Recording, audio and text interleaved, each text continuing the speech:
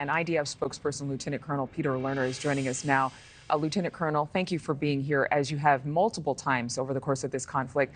And I have to tell you, this is one of the hardest conversations to have, because when I heard about this news of these 3 hostages who were killed by an IDF soldier, I think a lot of people were questioning, how could this happen? But far be it for any of us to even imagine what it's like in a war zone, specifically a war zone like Gaza. So can you just talk a little bit about whether that soldier will face any kind of punishment, penalty, jail time because of this incident?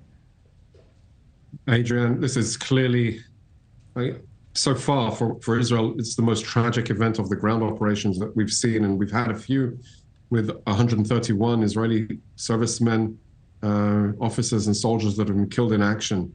And these 3 civilians, the 3 hostages, that did everything that they could in order to try and differentiate themselves, to distinguish themselves from terrorists, whether it was the white flag or going without shirts. They tried extensively to limit the misunderstandings, and unfortunately, there was this tragic mistake on the ground. It's not disconnected from the reality of the warfare, of the pressure that the soldiers are under on the battlefield, that are facing extensive close combat, extensive rocket fire, extensive attempts to ambush them and lure them into similar situations where Hamas have basically weaponized the entire civilian arena. And so there is a deep sense of failure to the families, and it is a tragedy for the individual soldier, but also on our mission. The IDF Chief of Staff was very, very clear in his message 2 nights ago. Lieutenant General Herzi Halevi was in the field speaking to soldiers and sent a very clear message that this is obviously both a tragedy, but we need to do better, make sure that this doesn't happen, that people holding a white flag, even if they are Hamas terrorists that have raised that white flag, are not the enemy. They can be an enemy, but they should not be killed. They should not be killed. So will that soldier be punished?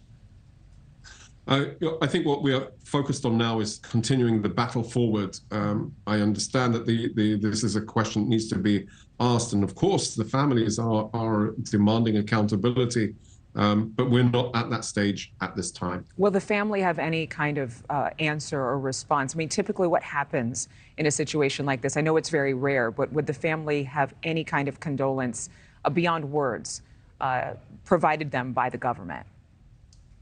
So the IDF is obviously we were very, very cautious in announcing the failure of this incident, but we came forward first and notified the families, and then announced it to the general public.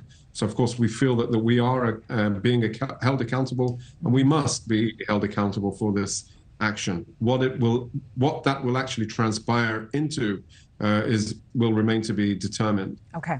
Our efforts are currently in continuing our efforts to dismantle and destroy Hamas. And to be clear, and I saw videos about this, and you can confirm, I mean, this was announced within an hour of when these killings happened, this accidental murder of these hostages happened, the full transparency by the IDF.